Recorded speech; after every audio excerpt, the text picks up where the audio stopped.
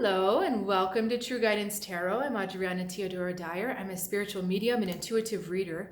I've got a message for Taurus today, and to let you know how this works, I have connected with my guides and spirit and asked them to bring a message through the cards that will be deeply helpful and beneficial for you as you navigate your spiritual journey this week. If you are new to the channel, welcome. It's so nice to see you here. And I strongly urge you to subscribe to this channel so that you can benefit from the consistent guidance from the other side every week. And if you're returning, I'm really glad to see you too. I very much appreciate your presence. And I'm also curious to know if you have any suggestions for videos or content for next year, in this new year, whether you'd like to see meditation videos or kind of anything else. I'm looking to expand and grow this even more, so let me know your thoughts. I'm really curious to hear from you. So let's get started with your reading. Taurus, there's a funny energy going on with you this week. I'm going to show you two cards. The universe giving you the Five of Pentacles, and then we've also got the World for the way that you respond to this energy. And these are very different feelings. With this Five of Pentacles energy, it's almost like the universe is trying to get you to look at the here and now, to look at the practicality of what's going on in your world, and to look at a smaller step than what's out here. You're putting your sights way far out, like looking at things that you want, or looking at a specific goal or something that you really want to attain. And it's almost like you're looking out into the future, and you're looking at, it's almost like looking at a mirage. I'm getting this image in my head of like a city. You know how sometimes you can see things when there's heat waves that I believe they're called mirages. The heat waves create things that aren't really there. It can look like cities or shapes or whatever. That's what I'm seeing that you're focusing on. You're focusing on a dream or a goal that's so far out there, and there's not really a sense of how to get there. But the universe is actually giving you some help. It's trying to get your attention pulled to a smaller scale, so that you can see what really has to be done to align yourself with this particular goal and with this desired outcome here. Now, I feel like there's a lot of different messages in this card for you. Some of it is we've got a little chase going on, a greyhound with a rabbit. And so some of it is chasing things that are just out there, chasing the wrong thing. You see how it's running away? They're running away from the world, they're running back into the woman. And so they're saying to the woman, stop chasing what's on the outside. You need to start looking on the inside, because there's something that's not quite there. It's not quite integrated there. We have this blue back here, and we have this yellow separated. And I was really drawn to those colors when I first drew these cards for you. And they appear on the World card, but it's much more integrated in a whole feeling, whereas here it feels strongly split.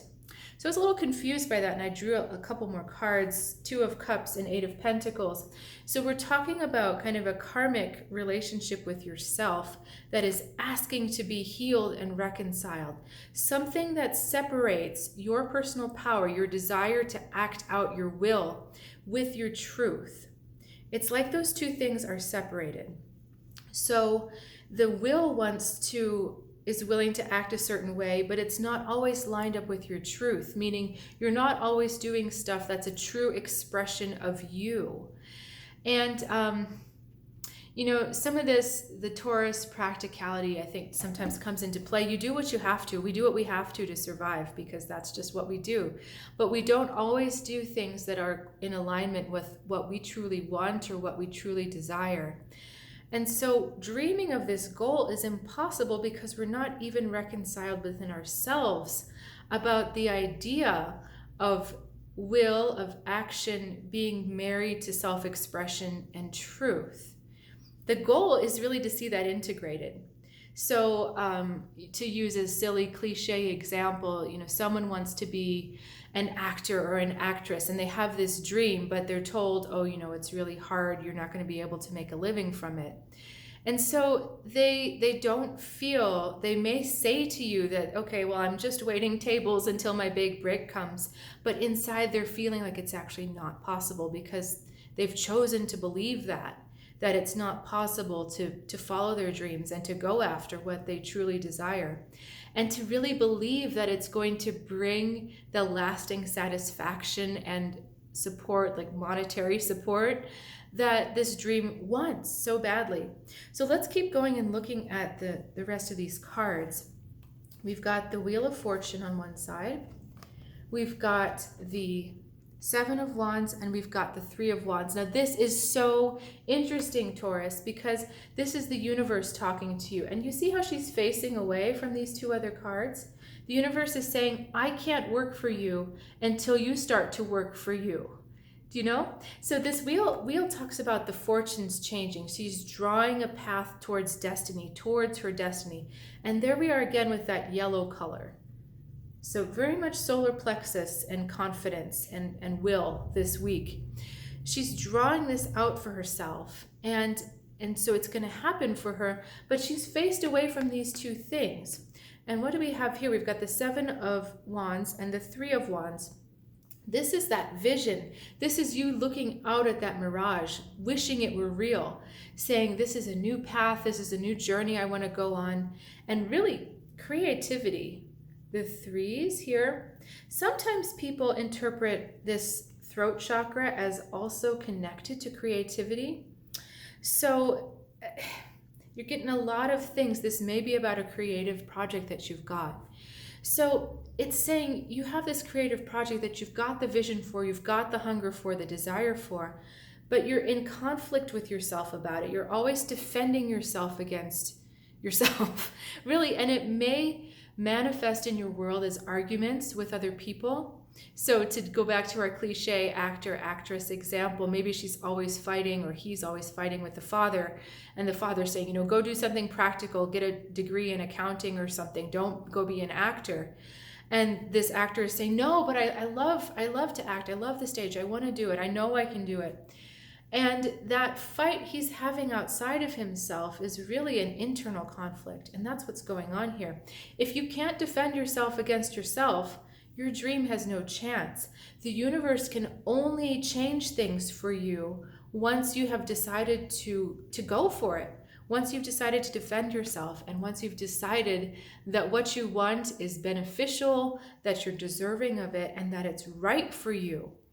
That you can't, it's almost like you're going to die unless this comes out, unless this project works out for you. It's so deeply connected to who you are and the essence of why you're here.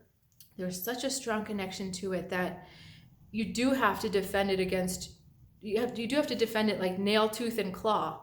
This is not just, oh, well, that sounded nice, but I let the opportunity go. This is like, part of your soul is going to crumble and die if you don't stand up to all of the doubts and the negative thoughts and the trying to squelch it down into a little tiny box. If you don't stand up to yourself, like literally part of you is going to die.